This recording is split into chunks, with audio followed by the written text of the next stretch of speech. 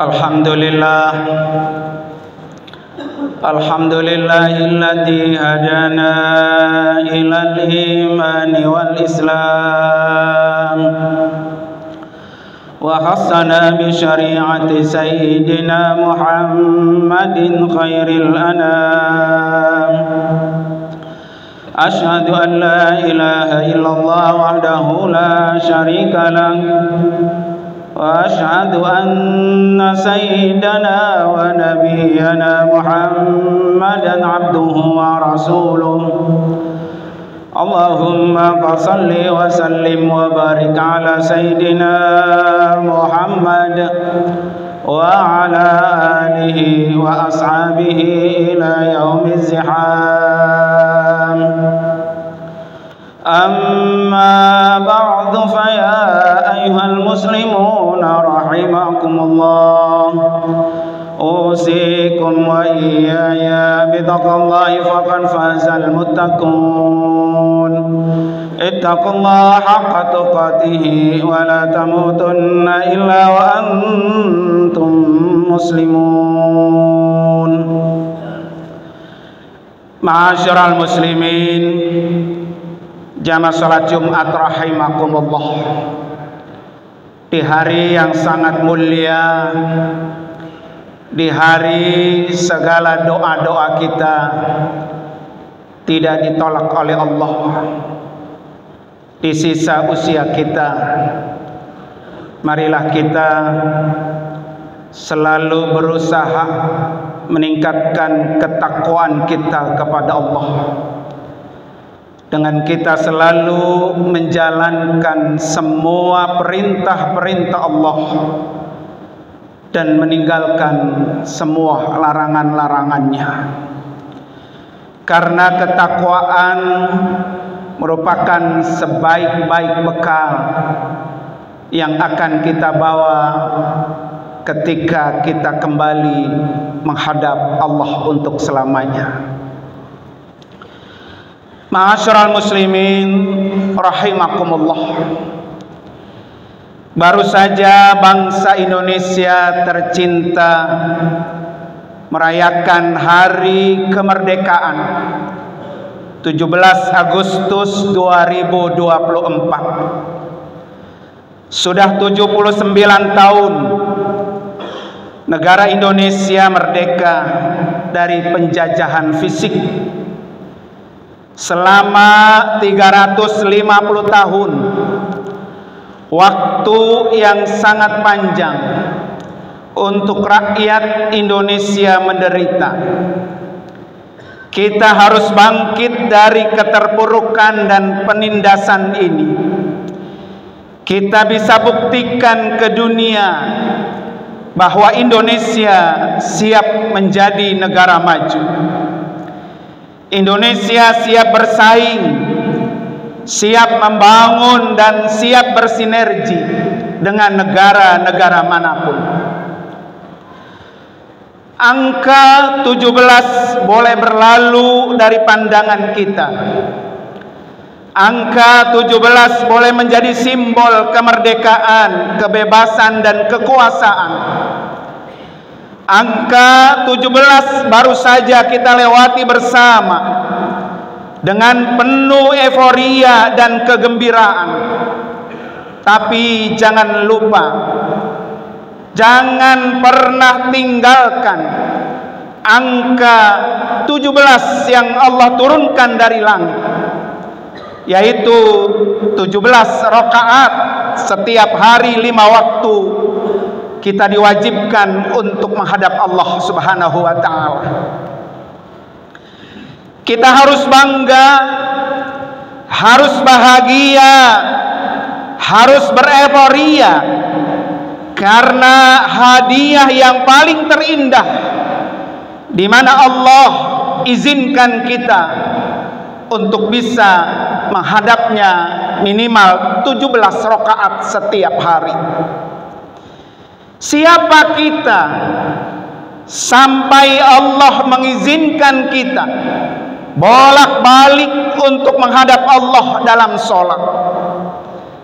Di saat kita sholat karena kita dianggap mulia oleh Allah, dianggap punya nilai di mata Allah, sehingga Allah izinkan diri kita bertemu untuk menghadap kepada Allah Subhanahu wa ta'ala. Tetapi sebaliknya, jika ada seseorang yang tidak mau sholat, bukan karena dia tidak mau sholat, tetapi karena dia sudah jatuh dalam pandangan Allah, sudah terhina dan tidak ternilai di mata Allah, sehingga Allah tidak lagi mau mengizinkan kepada orang yang meninggalkan sholat untuk menghadapnya. Ma'asyiral muslimin rahimakumullah,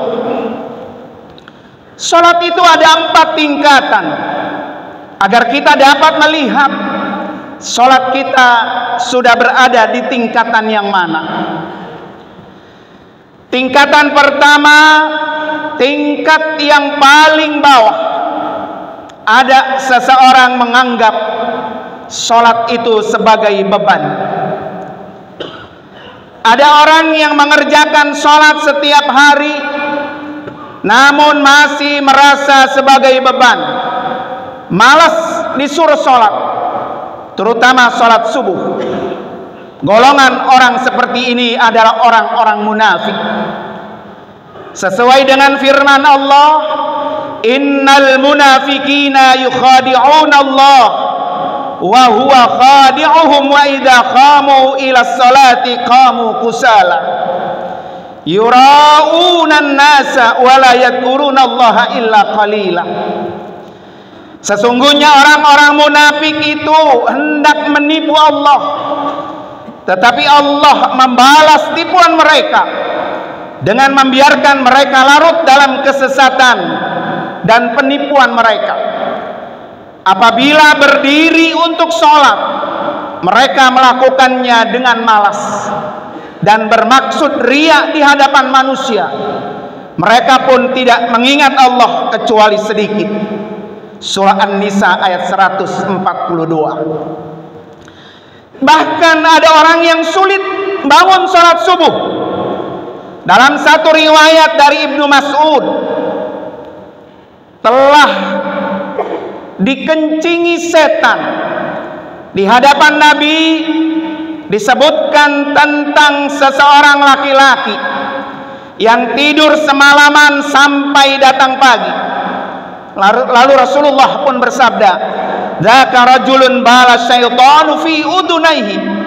Laki-laki itu telah dikencingi oleh setan pada kedua telinganya. Hadis riwayat muttafaqun alaih. Ma'asyiral muslimin rahimakumullah, sesibuk apapun diri kita, jangan pernah tinggalkan sholat. Sedang mengerjakan perkara penting apapun, jangan pernah mengakhirkan sholat. Jangan pernah mengeluarkan sholat dari waktunya, karena sholat itu urusan kamu kepada Allah Subhanahu wa ta'ala. Tidak ada yang lebih penting daripada itu. Siapa yang mementingkan Allah, maka dia akan dipentingkan Allah. Siapa yang meremehkan sholatnya, berarti dia telah meremehkan Allah. Siapa yang meremehkan Allah, dia akan diremehkan kepada siapapun.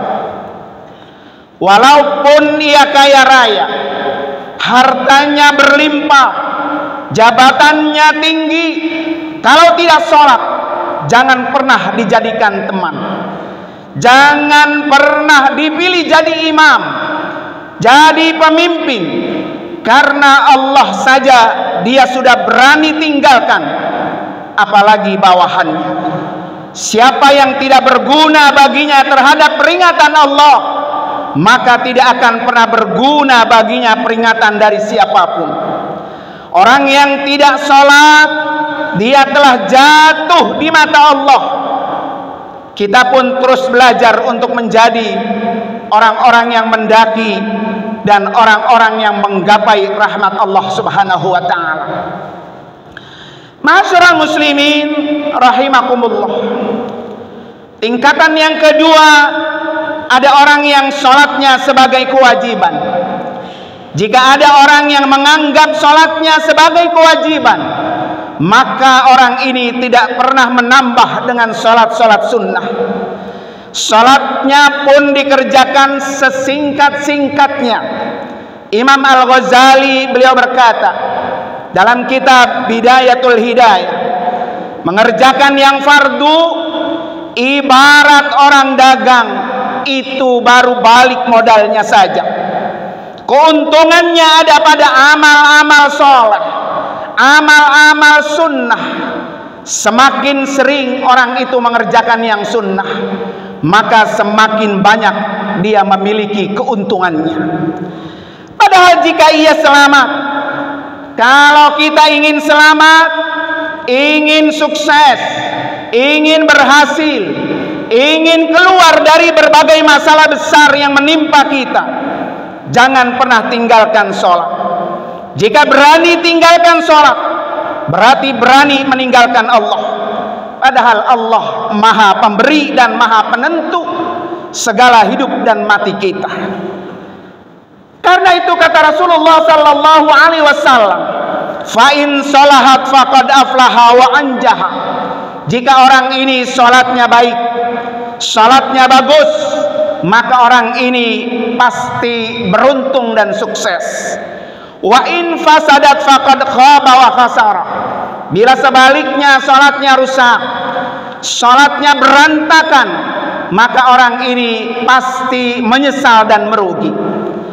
Ma'asyiral muslimin rahimakumullah. Jika seseorang sholatnya benar, maka seluruh ibadahnya pasti benar. Jika seluruh ibadahnya benar, maka hidupnya orang itu pasti benar. Jika hidupnya sudah benar, maka matinya pun akan benar.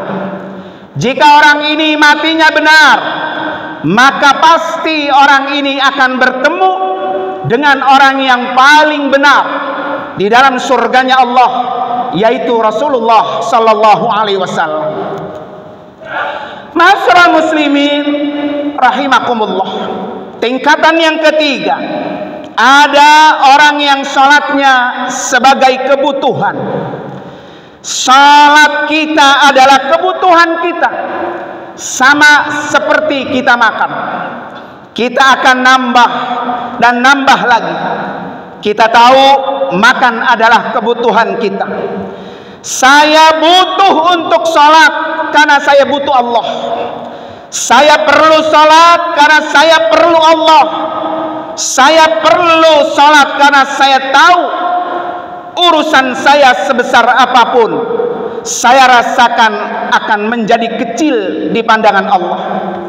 Saya perlu sholat karena permasalahan hidup saya yang saya rasakan sebesar gunung di atas pundak, di atas punggung saya. Di hadapan Allah sampai setitik debu yang sangat mudah Allah akan angkat dari kehidupan kita. Maka jadikanlah sholat itu sebagai kebutuhan. Saat kita sedang sakit, jangan tinggalkan sholat, karena kita lagi butuh kesehatan dan kesembuhan dari Allah. Karena Allah maha penyembuh segalanya.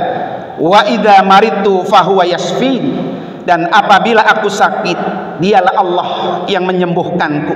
Surah Asy-Syura ayat 80. Bahkan Habib Ali Al-Habsyi beliau berkata, Sayyidina Ali kalau sedang sakit, sembuhnya dengan sholat. Rasanya Allah letakkan rahasia kesembuhan ada pada letaknya jidat kita pada saat sujud. Lagi banyak hutang, jangan tinggalkan sholat, karena kita menghadap kepada Sang pemilik segala kekuasaan, pemilik dunia akhirat, pemilik semua mata uang di atas muka bumi ini adalah Allah Subhanahu wa ta'ala.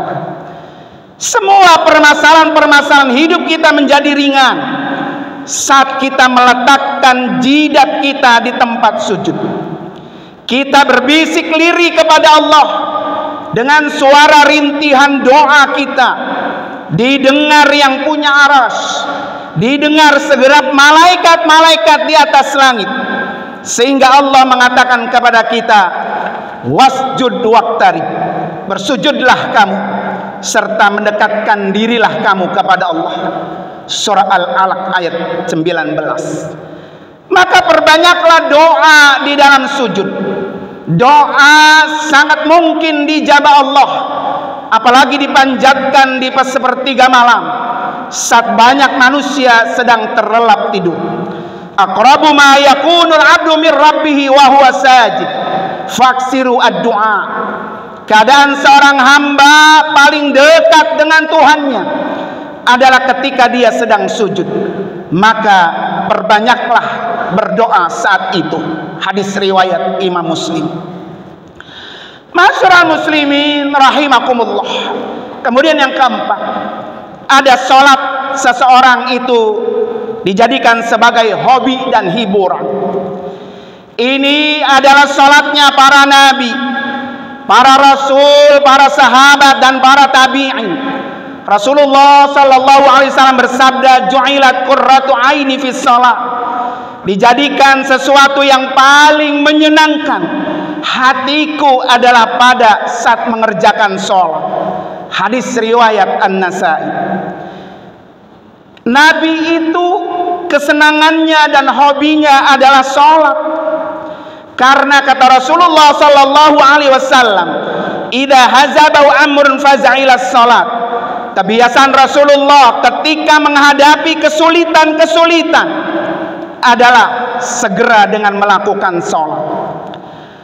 Rasulullah sallallahu alaihi wasallam kalau mendengar kabar-kabar yang tidak enak, beliau segera menuju pada sholat. Kalau sudah ada kabar pasukannya terkalahkan di medan perang, Nabi melihat Bilal, lalu Nabi bertanya, "Wahai Bilal, sudahkah dekat waktu sholat?" Bilal menjawab, "Sebentar lagi ya Rasulullah." Kemudian Nabi berkata, "Ya Bilal, santaikan diri saya, tolong hibur diri saya Bilal, segera azan dan kita lakukan sholat bersama-sama." Begitu juga sahabat Umar bin Khattab. Beliau ketika mau sholat sunnah, beliau memanggil seseorang yang berada di dalam masjid, sementara orang itu sedang membaca Al-Quran. Kata Umar bin Khattab, "Sini kamu, duduk di samping saya. Kamu akan saya bayar. Kamu akan saya bayar." "Untuk apa Tuan saya duduk di samping Tuan yang sedang sholat? Kalau nanti saya berdiri lama, ingatkan saya untuk ruku. Kalau nanti saya rukunya lama, ingatkan saya untuk i'tidal. Kalau nanti saya sujudnya lama, maka ingatkan saya untuk bangun di antara dua sujud." Karena Umar bin Khattab menjadikan sholat itu sebagai hiburan. Begitu indahnya, begitu nikmatnya, begitu puasnya, sehingga Umar bin Khattab minta orang di sekelilingnya untuk mengingatkan sujud, ruku dan lain sebagainya. Masyarul muslimin rahimakumullah. Oleh karena itu, mari sama-sama kita selalu berdoa, meminta kepada Allah seperti doanya Nabi Ibrahim alaihissalam, "Rabbi ja'alni muqimas shalah wa min dzurriyyati rabbana wa taqabbal du'a." Ya Allah, jadikanlah aku dan sebagian anak cucuku orang yang tetap melaksanakan sholat. Ya Allah, ya Tuhan kami, terimalah doa-doa kami. Surah Ibrahim ayat 40. Barakallahu li wa lakum fil Qur'anil Karim. wa nafa'ani wa iyyakum bima fihi minal ayati wat dzikril hakim wa taqabbala minni wa minkum tilawatahu innahu samiul alim. Aqulu qawli hadza wastaghfirullahal azim li wa lakum wa lisairil muslimina wal muslimat wal mu'minina wal mu'minat min kulli dhanbin fasun wal ghafurur rahim.